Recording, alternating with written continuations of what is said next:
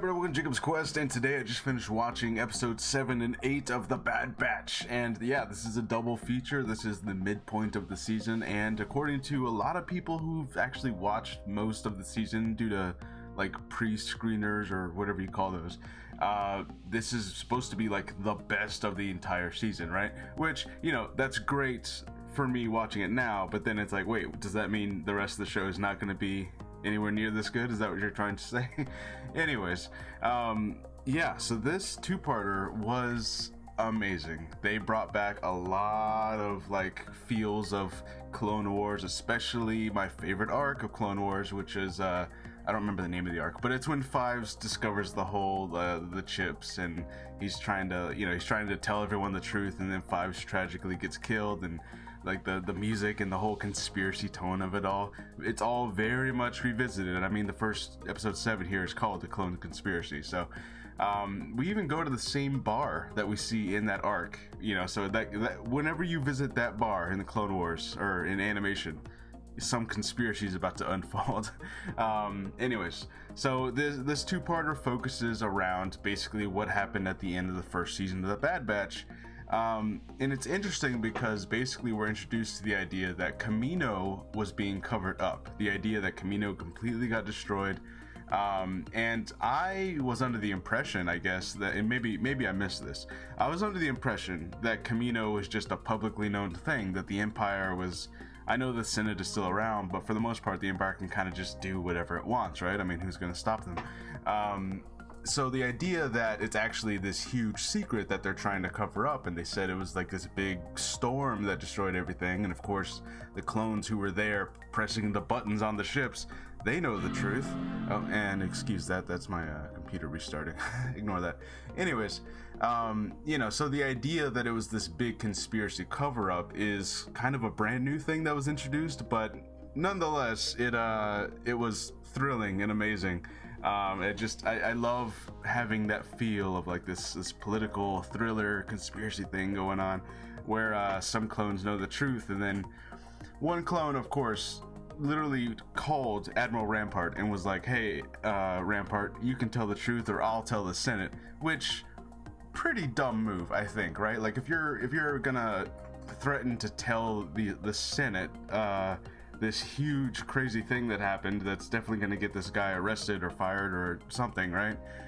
Why would you give him a warning? I'm sorry, but it's like, I get it. They're clones, that, you know, they're kind of loyal to their commander to a point, I guess, but it's like, really? You gave this guy a warning?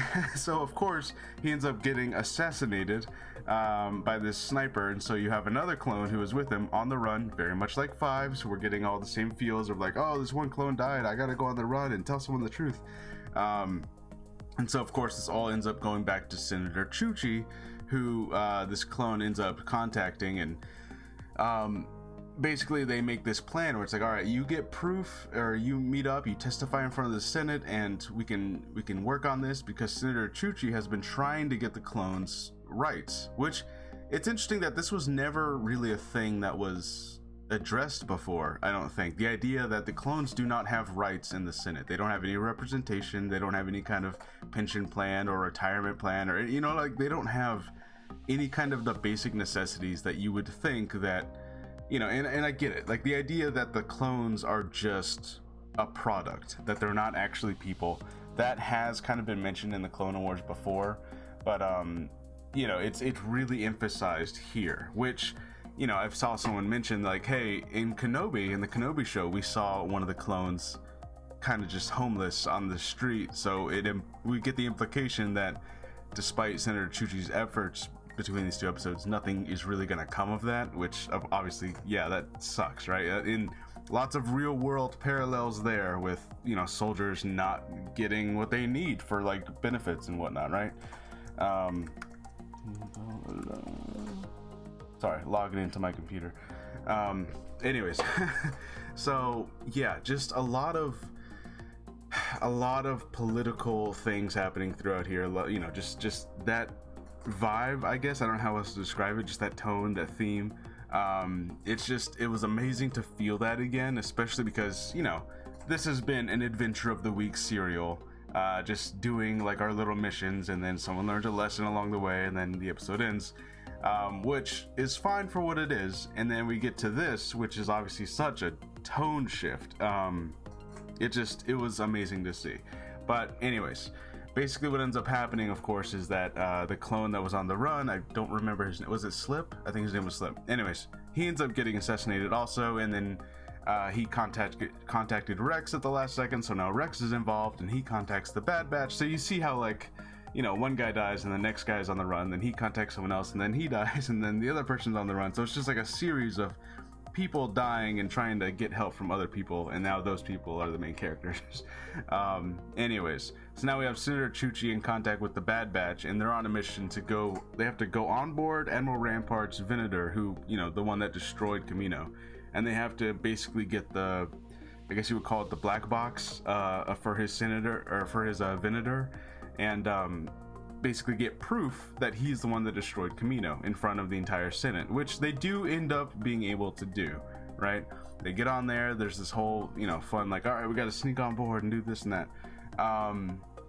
The only thing, though, is that even though they get the proof to Senator Chuchi in front of the whole Senate that Admiral Rampart intentionally destroyed Kamino, it wasn't some kind of freak accident, and also that he was diverting funds away from Kamino before its destruction, you know, Holly Bertoni, which, you know, of course, is a parallel to the real world Halliburton, you know, very early 2000s politics that George Lucas put in there, which, by the way, Star Wars has never been political. We literally have a character called Holly Bertoni.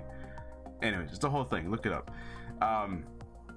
You know, she makes an appearance, mentions how Kamino's funds had been, like, repurposed somewhere else by Rampart, so he's been preparing for the fact that he was about to destroy Kamino. That way he can get his stormtrooper program off the ground, right? And that's what this whole bill has been about. And even though they get the proof there that Admiral Rampart had ordered the destruction of Kamino, in comes Palpatine. And I gotta tell you, the moment Palpatine shows up, it is crazy. It, like, the music is playing and everyone in the Senate just, like, hushes, and you can just feel the intimidation. And then hearing Ian McDermott's voice, just, I don't know, like, the thing is I feel like everyone thinks they can do a really good Palpatine impression. You know, everyone thinks they can do a good Palpatine, you know. I can't do it right now, but the thing is, like, hearing the voice always reminds me of, like, oh no, I'm not even close to doing the voice right, because, like, it's so distinct of the way he sounds. Anyways, basically what he manages to do is he points out that, like, oh, well, the clones so willingly fired on their own home. Do we really feel safe with the clones around still? I think we need the stormtroopers. So basically, even though they proved that Kamino was intentionally destroyed just so they can get the stormtrooper program off the ground, he still manages to twist the fact that it's been exposed now to, like, hey, we shouldn't trust these clones. Like, after all of this, after the whole Clone Wars, we shouldn't trust these clones anymore. Let's get some stormtroopers out here. You know, so again, it's kind of that thing where it's like the Emperor's gonna do what he wants no matter what, really. Like, he can, and the thing is, like, he showed up himself to the Senate, and they kind of make a point earlier that, like, he doesn't really do that anymore, but the fact that he was there immediately after the proof was shown means that he was just waiting. He was literally, like, just waiting underground, underneath, like, the stadium, and the second the proof was shown, then he presses a button, he's like, okay, I'm here. Well, look at that. Yeah, proof. Crazy. Arrest Admiral Rampart, by the way. You know, so of course Admiral Rampart completely gets thrown under the bus. He's gone. And then it's like, the entire time I was wondering, I was like, was Admiral Rampart following Palpatine's orders to destroy Kamino, or was this really just Rampart doing this on his own? You know, not that it ultimately matters, because, you know, he's trying to get the stormtrooper program off the ground, and we know that that happens. But, you know, was this Rampart's idea, or was this Palpatine's orders? And Rampart yells, like, I was just following orders, as he's being carried away. So it's like, you know, when it comes to Palpatine, everybody is a puppet. It doesn't matter if you are the most loyal lieutenant, admiral, whatever. It does not matter. If it's convenient to throw you under the bus in front of the entire Senate and just say, like, oh, I can't believe that guy destroyed Kamino, crazy, take him away now. You know, it's like, man, it's Palpatine, man. It's I don't want to say it's like, oh man, I'm rooting for him, but whenever he displays the idea that Palpatine has so many plans in so many variables, like he has a plan for if they got away with this, but he also has a plan for if they got caught. You know, like it doesn't matter what happens. He has a way of getting through things. You know, obviously he died and he came back, so he has plans on top of plans. You know, like he's always got a backup plan. But man, it was another. It's just fun watching Palpatine play chess with the whole galaxy, I guess, you know, in some kind of sick way. But anyways, yeah, Admiral Rampart's gone, which for the show is interesting because, you know, Rampart and Crosshair kind of had this back and forth where like Rampart knows that Crosshair was lying, and then there was like this whole tension there. But now it's like, so does that not go anywhere? This is nothing gonna come of that because Rampart's gone, so is Crosshair just not gonna be under threat? Also, who's gonna be Crosshair's commander now? Because Rampart was the guy who was giving him all his orders and telling him like, lead this squad, go do this, go do that, and now that's not a thing. So what's up? You know what I mean? Like what happens now? So I don't know. I feel like Rampart's not off the board fully. I feel like he might come back at some point, but it definitely does kind of leave a question of like the whole tension with Crosshair and that whole storyline, which, you know, by the way, Crosshair does not show up at all or is not mentioned at all. So, you know, it's just interesting that like some things in these two episodes were like really heavily pressed on, but then other plot lines were like, you know, like that's maybe the season finale is gonna go back to Crosshair and be like, oh yeah, here's how he's doing, you know, because now with Rampart out the picture, it's like, okay, we got a missing piece here, right?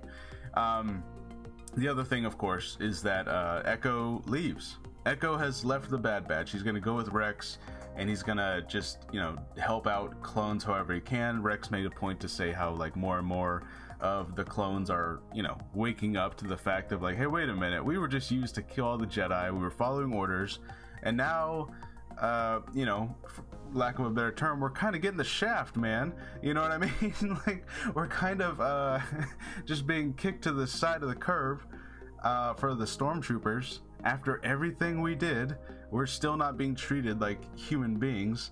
So, you know, I don't know if there's gonna be some kind of big clone revolt necessarily, because we know that in Rebels, you know, Rex and his crew, they do contact the Imperials, and the Imperials like, oh yeah, you guys were decommissioned. So they don't make it seem like there was any kind of big revolt or something, some kind of big war against the clones. But nonetheless, I'm sure plenty of clones are going to get really pissed off in the coming days, right? Because, you know, Senator Chuchi's going to try and get them at least a retirement plan, but that doesn't seem like it worked out. So what the hell?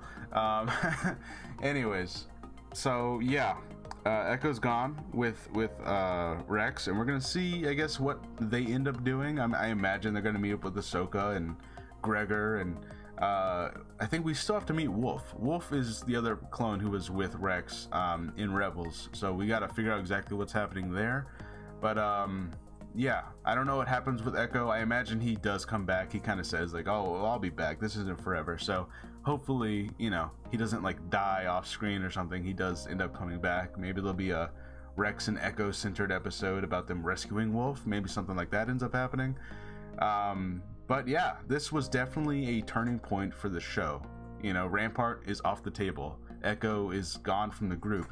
So now the Bad Batch themselves are smaller, and we're going to have to see what's up with that. And also, they kind of briefly mentioned this at the beginning of the episode. Sid, they're like, oh, we're waiting on Sid still. We have not seen Sid since like episode 2. So where's Sid at? I don't know. I don't know what's happening with her. I don't know if they're going to say like she's just been off world doing something, but like they've been hanging out at her bar, just that's where they live, right? So I don't know if that's a thing. You know, they kind of made this implication early in the season of like, oh, don't trust Sid, she's up to something sinister. So I don't know if they're still gonna play on the fact that you can't trust her, something, you know, if she ends up betraying them or something like that. But yeah, there's still a lot of directions this season could go, and I have no idea what the season finale is gonna focus around, because we still have the Crosshair situation, the Echo and Rex situation, and we still have like Sid, and, you know, is something going on there. But yeah, this was a big one. This was a really, really big episode. And I'm sure next in the coming weeks, several episodes, we're going to have, back to Adventure of the Week kind of things. We have to play with the new dynamic of there being one less member amongst our group. But yeah, we're going to see how everyone adapts. And hopefully we do get to check in on, what's going on with Crosshair and Echo and Sid and everything else, right? But yeah, Rampart being off the table, especially this early, I did not expect that. I thought that was going to be a season finale thing for sure, but he's gone, at least for now. He's under arrest. He's going to hang out with, I don't know, Barrisafi, I guess. I don't know, wherever she's at. Anyways, yeah, this was pretty awesome. I love the conspiracy type thriller thing that they go into. This is only the second time the animated series have done this. Like, we gotta go to that clone bar and the clones are whispering because they know things and they have to try and talk to a senator, and we gotta, I'm glad that we did that again. Very much brought back all those vibes of 5 and that whole thing. So really love that. Yeah, let me know what you guys think. Let me know what you think is gonna happen for the rest of the season, now that we've got a couple of players off the board, and we got the Stormtrooper program officially being a thing, right? So, there are several points you could say the Clone Wars ended, or at least the era of the clones ended. But I would say, the Clone Wars already ended, but maybe the era of the clones officially, in a political sense, have ended now, because the Stormtrooper program has been just there you go. Palpatine said it in front of the Senate, and no one seems to be disagreeing with him anymore. So, okay, we're doing this. Stormtroopers now. Yeah, let me know what you guys think, and I'll see you guys next time. Bye.